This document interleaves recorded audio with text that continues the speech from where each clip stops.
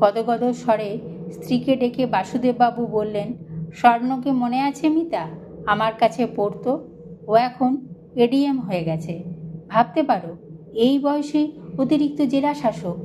হোয়াটসঅ্যাপে লিখেছে, স্যার আপনার পায়ের কাছে বসে একদিন লেখাপড়া করেছি, সেই জন্যেই আজ এতদূর আসতে পেরেছি। মিতা অর্থাৎ মিতালি ব্যানার্জি কোনো উত্তর করলেন না। বাসুদেববাবু বললেন, কিছু বললে না তো? একটু খিটখিটে ভাবেই উত্তর দিলেন মিতা, তোমার ছাত্ররা তো দেশে বিদেশে বড় বড় জায়গায় আছে, তাতে তোমার কি হলো? তোমার জীবনযাত্রায় পরিবর্তন কিছু এলো কি? কোথায় কোন ছাত্র কি হয়েছে তুমি একেবারে আহ্লাদে আটখানা। তুমি কি পেলে বলো তো? সমস্ত আবেগগুলো হঠাৎ উধাও হয়ে গেল বাসুদেববাবুর মন থেকে। মনে হলো অনেক কথা। প্রায় 36 বছর আগে বিএসসি পাশ করেই চাকরি পেয়ে গিয়েছিলেন ভবতারিণী উচ্চ বিদ্যালয়ে। চাকরি করতে করতেই বিএড করেছিলেন, কিন্তু এমএসসি আর করা হয়ে ওঠেনি। যদিও অঙ্কের শিক্ষক হিসেবে তার বিপুল প্রসার, বিস্তর নামডাক। ক্লাস 5 থেকে একেবারে 12 পর্যন্তই ক্লাস নিতে হয় তাকে। যদিও সরকারি নিয়ম অনুসারে 11-12-এ ক্লাস নিতে হলে মাস্টার্স ডিগ্রি প্রয়োজন। যাকগে সে কথা। হাতে ধরে অঙ্ক শিখিয়েছেন বহু ছাত্রকে। তারা নানান জায়গায় সুপ্রতিষ্ঠিত, কিন্তু তিনি আজও ওই গ্র্যাজুয়েট স্কেলেই রয়ে গেলেন। সত্যিই তো, কি পেলেন তিনি? তাকে নিয়ে তো কোনো হুটার বাজানো গাড়ি রাজপথে চলে না। তিনি এসে দাঁড়ালে কোনো আধিকারিক সসম্ভ্রমে দাঁড়িয়ে ওঠেন না। মনটা বেশ দমেই গেল বাসুদেববাবুর। রাত্রে ঘুমের ওষুধ খেয়ে ঘুমোতে হয়। আজ ওষুধ খেয়েও ঠিকমতো ঘুম এলো না। হয়তো ভোরের দিকে চোখ লেগে গিয়েছিল। সকাল সকাল উঠতেই হলো। এখন তীব্র দাবদাহের কারণে কয়েকদিন ধরে মর্নিং স্কুল চলছে। সকাল 6:45 হাজিরা। সকাল 6:30 নাগাদ বেরোতে হবে। পরিষ্কার পরিচ্ছন্ন হয়ে সাইকেল নিয়ে এগিয়ে গেলেন স্কুলের দিকে। স্কুলে ঢুকতেই সব ভুলে গেলেন বাসুদেববাবু। প্রাপ্তি অপ্রাপ্তির কথা কিছুই মনে এলো না। প্রায় 1000 খানেক ছাত্র কলকল করছে চারদিকে। মনে হচ্ছে যেন অসংখ্য ফুল ফুটে আছে বিদ্যালয় জুড়ে। একটু পরে শুরু হবে ক্লাস। এদের শেখাতে হবে, এদের মধ্যে আদর্শ বোধ জাগাতে হবে। একটু পরেই শুরু হবে রোজকার লড়াই, রোজগারের লড়াই নয়। প্রথম পিরিয়ডে ছিল 7C'র ক্লাস। শিখবি না, শিখিয়ে ছাড়ব, এমন ভঙ্গিতে অঙ্ক করাচ্ছিলেন বাসুদেববাবু। হঠাৎ চোখে পড়ল শেষ বেঞ্চে শুভাশিস ঘুমিয়ে রয়েছে। ক্লাস শেষ হওয়ার ঘন্টা পড়তে খুব বেশি দেরি নেই। ডেকে তুললেন শুভাশিসকে। ধর্মর করে উঠে দাঁড়ালো সে। বাসুদেববাবু বললেন, ঘুমাচ্ছিস কেন? রাত্রে ঘুমাসনি? খুব ভয় ভয় করে ছেলেটি বলল, না স্যার। কেন? বাবার খুব জ্বর এসেছিল। সারা রাত মা বাবার মাথায় জলপট্টি দিচ্ছিল, আর আমি পাশে চুপ করে বসেছিলাম। মা বারবার বলল, যা গিয়ে শুয়ে পড়, কিন্তু বাবাকে ছেড়ে শুতে যেতে ইচ্ছে করছিল না। ভোরের দিকে বাবার জ্বরটা নামলো। একটু পরেই আমি স্কুলে চলে গেলাম। সারা রাত ঘুমাইনি তো, তাই ঘুমিয়ে পড়েছিলাম। বাসুদেববাবু সহানুভূতির সঙ্গে বললেন, আজ তাহলে না এলেই পারতিস। একদিন স্কুলে না এলে এমন কিছু মহাভারত অশুদ্ধ হতো না। শুভাশিস অকপটভাবে বলল, আপনার ক্লাসটা করার জন্যই আসা, কিন্তু সেটাই তো করতে পারলাম না। চোখের কোণটা যেন চিকচিক করে উঠল ছেলেটার।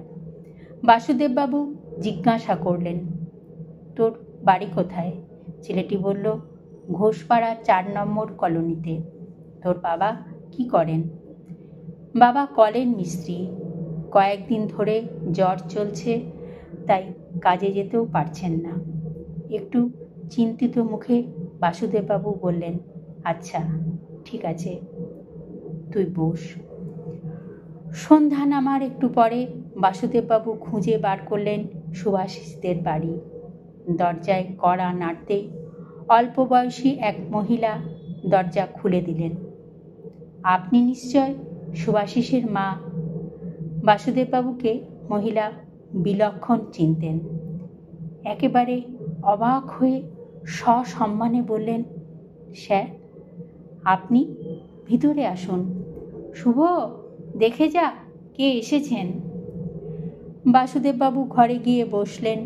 ঘর জুড়ে অভাবের চিহ্ন, তবে তার মধ্যেও রুচির ছাপ রয়েছে স্পষ্ট। সুভাষিস কাছে এসে দাঁড়াতেই বাসুদেববাবু বললেন, তোর বাবা কেমন আছেন? সুভাষিস বলল, আজকে আর জ্বর আসেনি, তবে শরীর খুব দুর্বল। ঠিক আছে, আমি যাবার সময় বাবাকে দেখে যাব। তুই এখন এক কাজ কর, আজকে তো আমার ক্লাসটা করতে পারিসনি, খাতা পেন নিয়ে আয়, অঙ্ক বইটাও আনিস। আজ ক্লাসে যা করিয়েছি তোকে শিখিয়ে দিচ্ছি। 40 মিনিটের ক্লাসে যা শিখিয়েছেন তা শেখাতে শেখাতে 1.5 ঘন্টা পেরিয়ে গেল। ছেলেটার আগ্রহ দেখে বাসুদেববাবু একেবারেই অবাক। বললেন, আমি এখন রোজই আসব তোকে অঙ্ক শেখাতে। ছেলেটাকে অঙ্ক শেখাতে শেখাতে তার মধ্যে অগ্রগমনের বীজ বুনতে শুরু করে দিয়েছিলেন বাসুদেববাবু। ছেলেটা অনেক দূর যাওয়ার স্বপ্ন দেখতে আরম্ভ করেছিল। একদিন বাসুদেববাবু বললেন, তোর সবচেয়ে প্রিয় বিষয় কোনটা রে? সুভাষিস বলল, অঙ্ক আর অঙ্কন। ভালো বলেছিস তো, দুটোই চালিয়ে নিয়ে যেতে হবে একসাথে। অঙ্কের সঙ্গে অঙ্কনের কোনো বিরোধ নেই। বেশ চলছিল লেখাপড়া, বেশ চলছিল অঙ্ক শেখানো। হঠাৎ আগস্ট মাসের মাঝামাঝি গুরুতর অসুস্থ হয়ে পড়ল সুভাষিস। ডাক্তাররা ঠিকমতো ধরতে পারলেন না রোগটা। ভেলোর যেতে হলো শেষ পর্যন্ত। বাবা মার সঙ্গে ভেলোর যাওয়ার সময় স্যারকে প্রণাম করে সুভাষিস বলল, স্যার ফিরে এসে আবার শুরু হবে আমাদের অঙ্ক শেখা। সুভাষিস ফিরল না। শূন্য হাতে ফিরে এলেন ওর নিঃস্ব বাবা মা। খবর পেয়ে ওদের বাড়ি দেখা করতে যেতেই বাসুদেববাবুর পায়ে পড়ে হাহাকার করে কেঁদে উঠলেন ওরা। আকাশকে যেন বিদীর্ণ করে তুলল সব হারানো দম্পতির কান্না। বাসুদেববাবু চোয়াল শক্ত করে বসে রইলেন। যখন উঠে আসবেন তখন সুভাষিসের মা একটা ড্রয়িং শিটে আঁকা ছবি বাসুদেববাবুর হাতে দিয়ে বললেন, এই ছবিটা আঁকছিল শুভ, শিক্ষক দিবসে নিজে আপনার হাতে দেবে বলে। ছবিটা হাতে নিয়ে বাসুদেববাবু দেখলেন সুভাষিস খুব যত্ন করে তার মাস্টার মশাইয়ের ছবি এঁকেছে। জীবনের শেষ ছবি এঁকেছে সুভাষিস। একটু অসম্পূর্ণ রয়েছে ছবিটা। নিচে লেখা আছে, আমার আদর্শ। বাড়ি ফিরলেন বাসুদেববাবু, থমথমে মুখ। গিন্নি এসে বললেন, কি হলো, এরকম মুখ চোখ করে আছো কেন? ছবিটা এবার ঘরের টেবিলে নামিয়ে রেখে চিৎকার করে কেঁদে উঠলেন 59 বছর বয়সের বাসুদেববাবু। কান্না থামলে বললেন, মিতা, আমরা মাস্টারমশাইরা হয়তো অনেক কিছুই পাই না, কিন্তু আমরা যা পাই আর কেউ তা পায় না।